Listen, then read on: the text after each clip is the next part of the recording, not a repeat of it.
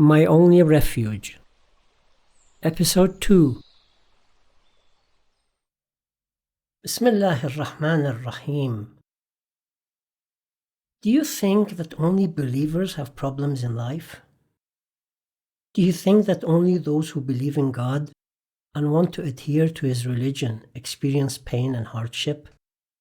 And that wars only affect those who are religious and those who believe? No. I think if you look at history, you will see that wars, specifically the world wars, calamities, troubles, floods, earthquakes, storms, tsunamis, none of these are inflicted exclusively on religious people. But what Satan is always seeking to do is to convince us that our troubles are the result of believing in God. Whereas the Holy Quran talks about this repeatedly. For example, in the story of Moses and elsewhere when addressing the Prophet Muhammad, peace be upon him and his family, that grief and troubles are for everyone. The grief and troubles experienced by the one who believes in God, regardless of whether they are caused by others or are the result of their own doing, God renders them as trials for their own growth. Non-believers, on the other hand, remain entangled in the consequences of their own actions. God does not intend to govern this world in such a way that believers face no problems and experience no grief.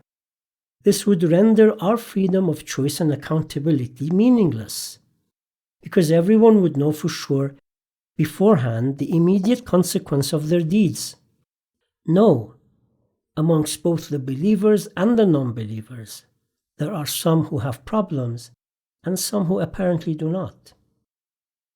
In verse 156 of Surah Al-Baqarah, when God says we will test you with fear, hunger, problems for your health and assets, and danger for your lives, He stresses that all the time He is the one testing you in these situations, in order to reward your patience. Not that He makes them come about, but when they do occur, those who say, Inna lillah wa inna ilayhi raji'un, we belong to God. We belong to God, not that we are from God. We belong to God, and to Him we return. Those are the ones whom God blesses, and they are the guided ones.